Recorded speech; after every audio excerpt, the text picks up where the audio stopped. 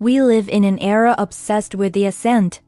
We are taught that life is a linear trajectory. Set a goal. Map out the steps. Execute aggressively. Don't stop until you reach the summit.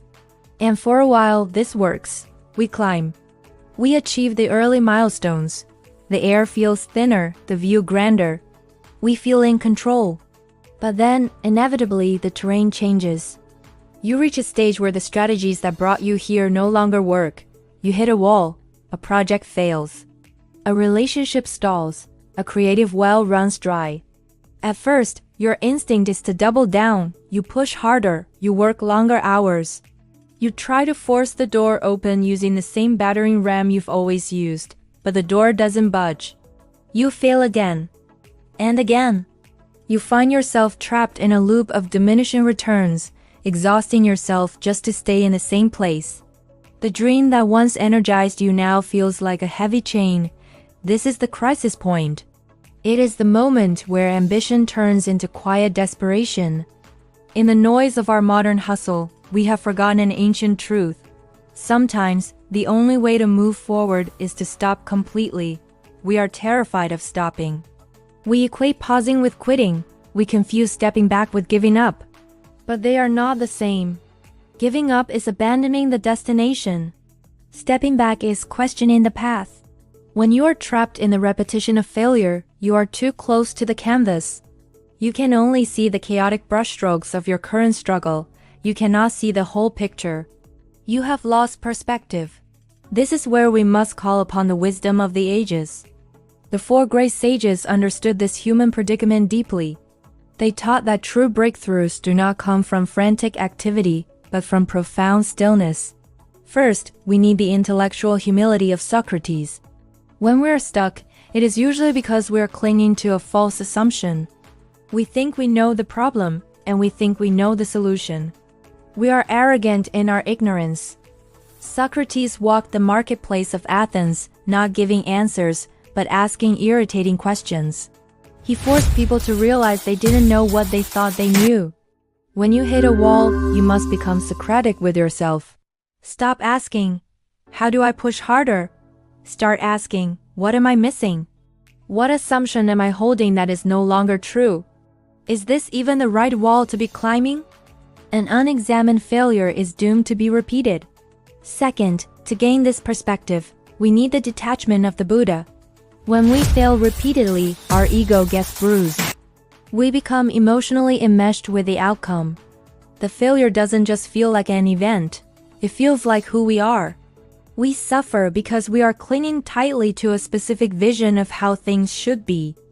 The Buddha taught the necessity of stepping out of the burning house of your own anxieties. You must climb to a higher vantage point, a third-party perspective. Imagine looking down at your life as if you were an eagle soaring above it. See yourself down there, small, frustrated, banging your head against the wall. From up here, the emotions subside. The panic dissolves. You don't see a tragedy. You see a logistical problem in a vast landscape. This detachment is not indifference. It is clarity. Only when you detach from the panic can you see the hidden paths you missed while you were busy fighting the obstacle directly. Third, once we have stepped back and detached, we must learn to listen. This is the domain of Jesus. Our modern world is incredibly noisy, but our internal world is even noisier. It is filled with the clamor of our fears, our ambitions, our societal programming, and our wounded egos screaming for validation. In this noise, it is impossible to hear the subtle frequency of wisdom. Jesus often withdrew to the wilderness, away from the crowds to pray. He taught that ultimate guidance comes not from our frantic intellect, but from surrendering to a higher wisdom, the absolute voice.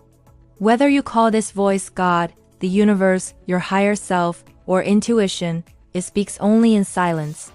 When you are stuck, you must create a sacred pause. Stop talking. Stop strategizing. Stop begging for the outcome you want. Instead, listen. Ask for guidance, and then the hardest part, wait in silence for the answer. The answer rarely comes as a booming shout. It comes as a quiet nudge, an unexpected idea, a sudden feeling of peace about a new direction. It is the voice that says, "Not that way. This way." Finally, once the new path is revealed, we need the resilient adaptability of Confucius. Stepping back and listening is not an excuse for permanent inaction. It is preparation for better action. Confucius lived in chaotic times. He understood that the world is constantly changing, and rigid adherence to old methods leads to ruin. He taught the importance of relentless self-cultivation and adaptation. He famously said, "Our greatest glory is not in never falling, but in rising every time we fall. But the key is how you rise. You do not rise and do the exact same thing again. You rise wiser. You rise having learned. You rise with a new method." Confucius teaches us that true dedication to the goal means being flexible about the methods. If the road north is blocked by an immovable mountain, the committed traveler does not camp at the base and complain. They backtrack and find the path to the west. The goal remains the same. The vehicle changes.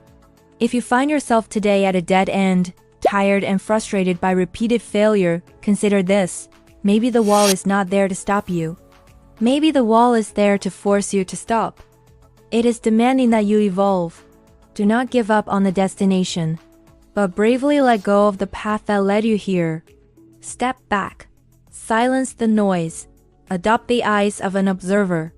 Listen to the wisdom that emerges in the stillness. And then, with renewed strength and a clearer vision, begin the journey again on a new path.